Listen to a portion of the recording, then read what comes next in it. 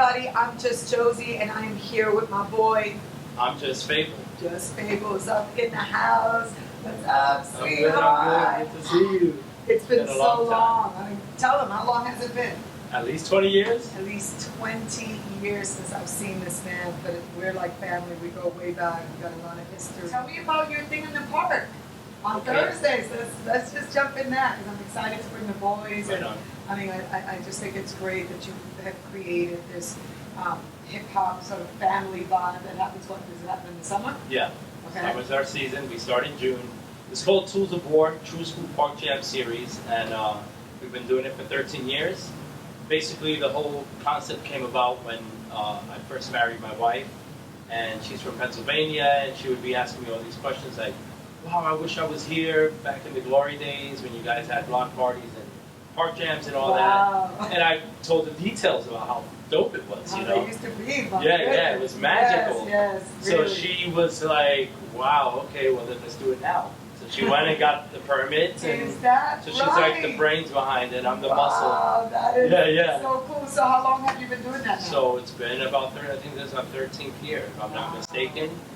And so. And where? Tell them where. Well, we started in Crotona Park. Okay. And I gotta give props to Lord Finesse from Digging in the Crates, the ITC, because actually they offered him this opportunity to put on these events, you know, just do whatever he wants. And Christy Z Pabon, which is my wife, was already coordinating DJ battles for DMC, and he knew that she was really good at coordinating stuff, so he tossed it at her, and so we started at Crotona Park with the Friends of Crotona, which is an organization that helps sort of, you know, exactly, and facilitate different activities that happen in the park. Right. And so yeah, we started 13 years ago there, then we sort of expanded, we started hitting other parks. So it went from like just, you know, Thursdays in July to like June in different locations. We did Queensboro, we went out to different, you know, just different parks in the city.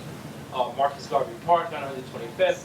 But our lineup, the lineup that has been more consistent in the last few years, we typically start in Spanish Harlem, my old stomping grounds, not too far from here. That's right. We were doing White Park for the last few years on 106 between Lexington and 3rd. Yeah.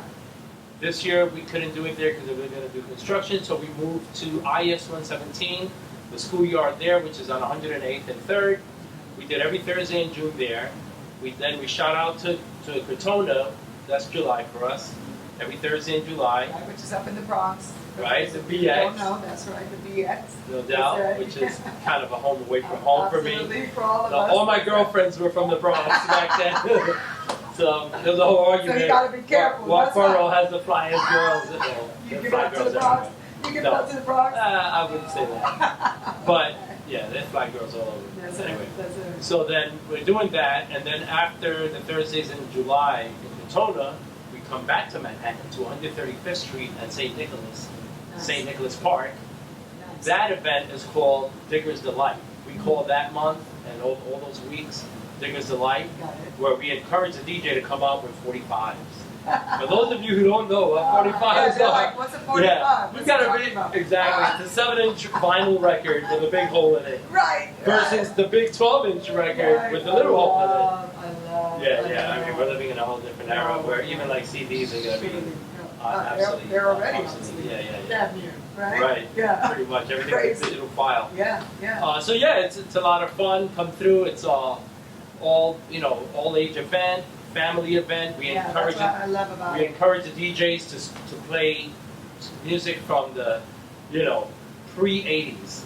Really? We don't even encourage rap music, to be honest. Really? So it's more like rare grooves, funk, soul. Nice. I'm there Thursday, guys. So yeah, world music, etc. And we attract b-boys and b-girls and poppers and lockers, and people come and dance, all ages. And I have to say this is that the true essence of hip hop, that's where it's at. It starts at a block party. It's de la gente. It's of the people, for the people, in the streets, in the parks. Love that. That's where it's at. You know what? Let's go back. Let's give them some history for the people watching that don't know. I'm standing beside a pioneer, a legend here. Tell me, what are your most proudest moments of your career? Wow. Well, there's several actually. I would start with the first time I went abroad. You know, that's what I was like. It was 1983. I went with Mr. Freeze to Paris, and I lived there for like 2 months. A week out of high school. You know, and Awesome. and we were dancing for like celluloid records. At the time came out, like Futura 2000 came out with a record, Grand Mixer DST, Bad by Freddie, you know, Futura 2, I think I mentioned Futura. Anyway, so they packaged all of this, and then they brought Mr. Freeze and I out to sort of launch these records out there. So we performed at the Palace, at the Baton Rouge, all the hottest clubs. And I was 18 years old, super flaquito, you know what I mean? Right. Got my new like hairdo out there, my crazy hairdo, because I love it, because it was all about the hairdo, Right. especially for the fellas back then. Right. That's where the pompadour happened, Absolutely. and all the fly gear, you know. What? Tell us about the gear. What was the gear? Well, What was you rocking, do you baggy remember? pants, you know, they had a European flavor, you know, baggier, looser fitting clothing. And just kind of fly looking, like I felt like I walked out of GQ magazine or something, you know. But it was definitely different from what we wore here. You know, here we wore Lee suits, Yes, it was you know, all about stiff the Lees. They were doing something completely different. Right. Yeah, So, you know, we came back to New York with all these different flavors, and people were like, "Yo, what's that?" You know, and we kind of started a trend with that as well. But that was the first. That's when I was like, you know what, this just can be a real career. You know what I mean? That's when it hit me. Those 2 months out there, which I had good and bad times, but still in all, just being in Europe and doing shows. Goodness, from what? Right. Spanish Harlem to Europe. Then- what? How? You know. Right, You know, precisely. yeah. It's It doesn't get. I mean, your mind must have just been blown away. totally. You know what I mean? Yeah. And taken to a whole other place and level. Yeah, You yeah. know? And the possibilities, you know, Yeah. of like what I could do with this dancing, what Yeah. have you. The next, you know, major thing that happened was I was in Beat Street, film Beat Street, as a feature dancer in the scene, you know, jangle with the Treacherous Three, you know, doing the Christmas rap, and it was me, Wiggles, and a crew we had called the Magnificent Force at the time. So that, you know, now like I went to the Cosmo Theater on 116th Street and watched myself on the big screen. And that was major, you know. And all the kids, all my peoples from the neighborhood, like, yo, shit, that's Fabel, you know. So that blew my mind, and I was like, okay. Then from there, commercials. Legendary, baby, legendary. From there, it kind of like, blasted the doors open. I did a few national commercials, etc. And then let's fast forward. The next thing that I think was really monumental was we did the first hip hop off-Broadway musical called Jam on the Groove. Myself, Mr. Wiggles, Destino Sakalumi, Crazy Legs, and Ken Swift. I was there. I think I probably saw 10 of your shows. Right on, awesome. At the Manila Main Theater. I was there. Like, Yeah, literally, yeah. I kept saying, I kept coming to see it because it was the first time I had been to see a show like that Right. myself. And I just remember, I just felt so proud of. I mean, I just felt like we had all made it. Yeah, You know? yeah. Well, we blasted the door open for everyone. You basically. did. You know, that You was did. a power move on, you know, and it took a lot of work. I mean, Yeah, there's- I mean, how did that even come about? Okay, so the way Jam on the Groove came about was sort of a culmination of like, first off, we did another play called So What Happens Now. We did that first. This was like 90, I believe. What happened was Wiggles, Mr. Wiggles, Lockatron John, and Big Leon, Mr. Twister, Leon Chesney. How's he? I haven't seen him in a minute. Seen it? Yeah. Okay. But they were doing Bill Irwin's Largely New York on Broadway. Yeah. Bill Irwin and Friends, that's what it was called. Largely New York. Yeah. And they were themselves. Right. Mr. Wiggles, Lockatron John, they weren't acting, Yeah. you know, trying to be someone else. Right. They were given their own Respect and personas, yeah. That's right. So Wiggles kind of spearheaded a lot of it. I gotta give him that credit. He was like, I think he said, let's strike while the iron's hot. We're on Broadway. Let's do our own Broadway thing. So I at the time was working at a regular job. You know, I was actually a manager at a art supply store, not too far from, you know, the Broadway area where all the theaters are. And he came by to buy some art supplies because Wiggles and I, you know, are graffiti artists as well. Right, that's right. So I used to hook him up. Yeah. So, I love so that. he came by and he was like, "Yo, hey Faye, what? You know, you should come up to one of our rehearsals." I said, "Really? What do you guys?" Because at the time I was still dancing, but more for me. You know, like I got a little disenchanted with the whole la farandula, you know, the whole professional aspect of it. It was getting weird. It's easy Yeah. to do. Right. So then I was, say. yeah, Right. absolutely. You know, Yeah, absolutely. It's just really part of being weird, an artist. Yeah. Right on. So what happened was he came through, bought some, you know, I hooked him up with some supplies, and he was like, "Yo, just come to one of the rehearsals." And I said, "All right, why not?" So after work, I went. That's all it took. That's it. One rehearsal, I went in, boom, started jumping into the routines. I said, "Okay, when's the next rehearsal?" From there, we started getting booked for other stuff, and then we decided to write a play. And that play is So What Happens Now. So I was a script doctor, you know, everyone would come, my apartment at the time, I lived on 123rd between Lexington Park, you know, 3-bedroom apartment, huge living room in the projects, of course. But it became like our laboratory, you know. Right. And I still have like the script, handwritten script that I wrote, you know. So I have all of these archives. Long story short, we put together this amazing, what I believe to be like an amazing play that we performed at PS 122, which is on 10th Street and I believe 1st Avenue. You know, that's when Mark Russell was running it at the time. We got in there and we sold out every night.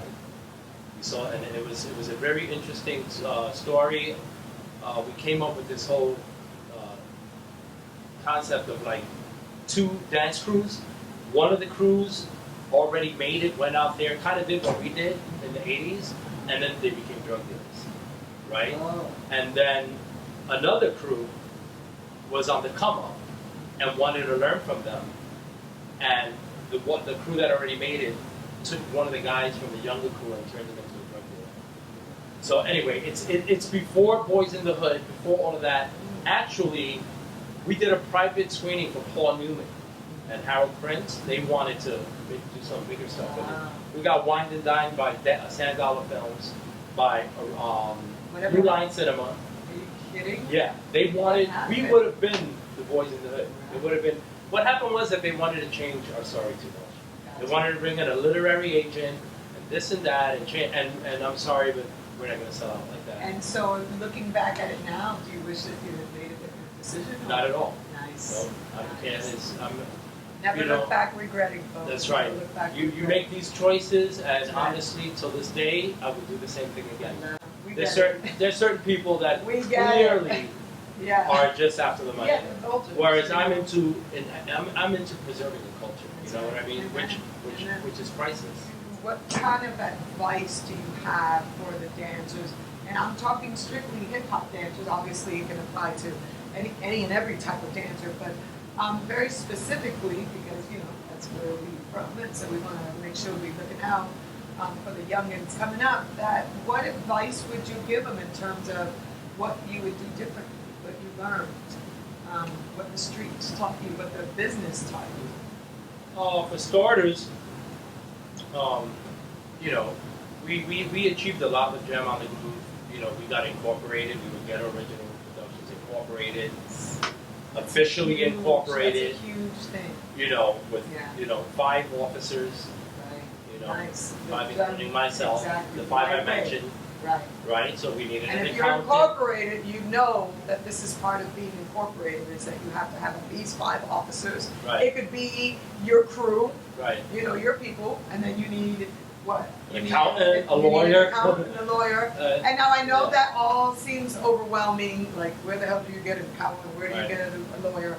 But there are people out there, and you start with your family. Right. You know, you just start Yeah. putting the word out there. You start with your family, you keep it in the family if you can. We had a short run because that winter of '95 we got clobbered by 27 snowstorms. So we suffered ticket sales, you know. So we didn't sell out every night like we did with So What Happens Now. Right. In the beginning, yeah, but then like it was crazy. The weather was crazy. Anyway, long story short, when we knew that we were going to fold, and it was going to be over, Yeah. Calvin Klein came in and threw a good chunk of money at us at Satori. That's where you need your That's where you need your lawyer. Yeah, That's you know. right. So you don't need to get all these things right off the bat. No, right, exactly. You know, I mean, for us it all happened organically. Right. But what I will say that I learned through this process, and I believe I can speak on behalf. Well, I'll speak for myself. It's safer. Yeah. Is you never let your manager be your agent. That's a conflict of interest. That is a huge. It's too much power in one person's That's hands. right. That's right. Never let your agent be your manager. Yes. Never let your agent or manager be your lawyer. Right. Never let anyone wear more than one hat Right. in your team. That's a great. In your team. Neither do you let your agent or manager or accountant suggest who the lawyer should be. Exactly. Anyway, we love you. Be good. Do you. I'm just Josie. I'm Just Fabel. Peace and Peace love. out. Peace, I'm Pop Master Fabel. Who are you? Follow my homegirl Josie at justjosie.com and subscribe to her YouTube channel. Peace.